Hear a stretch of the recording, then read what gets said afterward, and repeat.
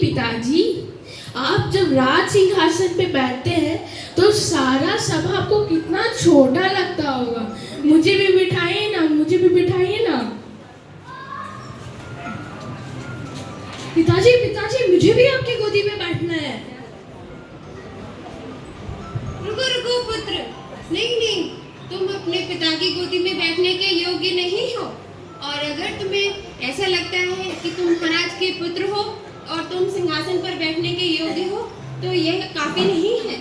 अगर तुम्हें सिंहासन की इच्छा है तो तुम्हें ब्रह्मांड के स्वामी नारायण की चरण कमलों का आश्रय ग्रहण करना होगा, उनके चरणों की सेवा करनी होगी और उनसे वर मांगना होगा कि अगले जन्म में तुम्हें मेरे गर्भ से जन्म लेने, तभी तुम इस सिंहासन को प्राप्त कर सकोगे।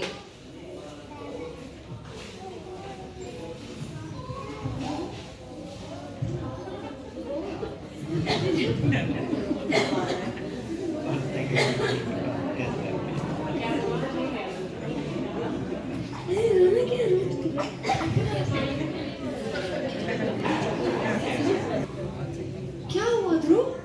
रो क्यों रहे हो तुम? तुम्हारे भाई के साथ लड़ाई हुई है क्या? नहीं। फिर क्या हुआ? क्यों रो रहे हो? बताओ मुझे। मेरी दूसरी माँ ने मुझे मेरे पिता के गोद में बैठने से मना किया है। वो बोले थे कि मैं अपने पिता की गोदी में नहीं बैठ सकता हूँ जब तक मैं नारायण की से प्रार्थना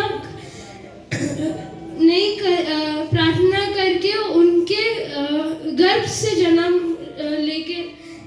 लेके सिंहासन पे बैठना।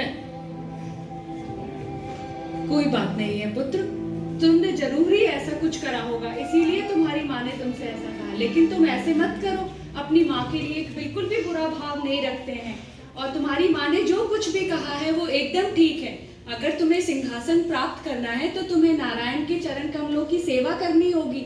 तुम्हें याद है ना, तुम्हारे पूर्वजों ने, ब्रह्मा जी ने केवल नारायण के चरण कमलों की सेवा कर संपूर्ण ब्रह्मांड की रचना कर दी थी। और तुम्हारे पूर्वज स्वयंभू मनु ने भी अपनी सारी भौतिक इच्छाओं की पूर्ति करी थी। तो तुम भी अगर अब ये चाहते हो तो तुम्हें नारायण की पूजा अवश्य करनी चाहिए। नारायण कहाँ मिलेंगे? पुत्र, ये तो मैं नहीं जानती कि नारायण कहाँ मिलेंगे, लेकिन मैं ये जानती हूँ कि सभी संत लोग जंगल में जाकर तपस्या करते हैं, लेकिन उसके लिए तुम अभी बहुत छोटे हो। मैं नारायण को प्राप्त किए बिना घर नहीं लौटूंगा। ध्रुव, ध्रुव रुको, रुको, तुम बहुत छोटे हो। ध्रुव घने वन में आ जाते हैं और इधर उधर देखते हैं कि अब उन्हें क्या करना है, और वहीं पर प्रकट होते हैं नारायण नारायण। हे वत्स ध्रुव, इस घने जंगल में तुम अकेले क्या विचर रहे हो, अपने राज्य से दूर? मैं नारायण को ढूंढने के लिए आया हूँ। नारायण को? ये विचार तो बहुत उत्तम है, पर तुम्हारी आयु बहुत छोटी है। जब तुम बड़े हो जाओगे उसके पश्चात तुम नारायण की भक्ति करना, पर तुम अभी राज्य में वापस लौट जाओ। मैं नारायण के घर नहीं लौटूंगा। मैं नारायण के बिना घर नहीं लौटूंगा। मेरी माता ने मुझे मेरे पिता के गोद पे बैठने से मना किया है। हाँ? मुझे पिता से बड़ा राज्य प्राप्त करना है। वत्स, तुम्हें हट नहीं करना चाहिए। मैं उत्तानुपात से बात करूंगा, वो मेरे ही शिष्य हैं और वो तुम्हें गोद में क्या तुम्हें अपना संपूर्ण राज्य दे देंगे। तुम्हें ये हट नहीं करना चाहिए। अगर आप मुझे मदद करेंगे तो कीजिए, नहीं तो मेरे मार्ग से हट जाइए। वत्स, मैं तुम्हारा पराक्रम और तुम्हारी वीरता देख के बहुत प्रसन्न हुआ। तुम्हारे दृढ़ संकल्प के कारण मैं तुम्हें भगवान के मार्ग पे चलने की शिक्षा दूंगा। तो ध्यान से सुनो, तुम्हें मधुवन जाना है और मधुवन जाके वहां पे भगवान का एक विग्रह का निर्माण करके उसके पश्चात भगवान की अर्चना करनी होगी।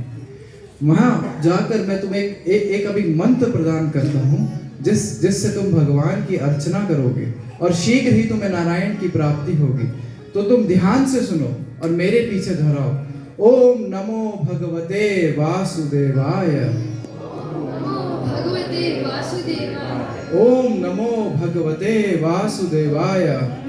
नमो भगवते वासुदेवाय। ओम नमो भगवते वासुदेवाय। ओम नमो भगवते वासुदेवाय। वत्स, तुम अपना मार्ग प्रशस्त करो और मधुपरी की ओर विचरण करो, और इस मंत्र का ध्यान पूर्वक जाप करने से तुम्हें शीघ्र ही नारायण की प्राप्ति होगी। मेरा आशीर्वाद तुम्हारे साथ है। नारायण नारायण।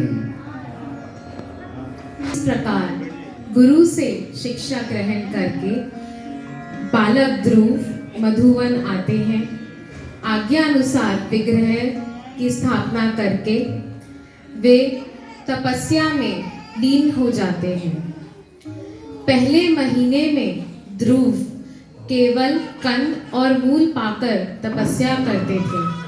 दूसरे महीने वे हर छठे दिन पर घास पाकर जीते थे। उसके अगले महीने वे हर 9वें दिन पर जल ग्रहण करते थे।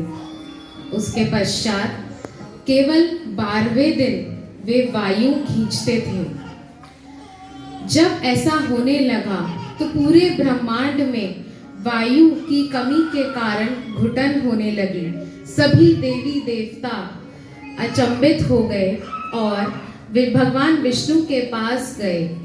भगवान विष्णु को उन्होंने बताया कि किस प्रकार उनका भक्त जो है वे इतनी घोर तपस्या से अपनी इस ब्रह्मांड की वायु को अंदर खींच रहा है।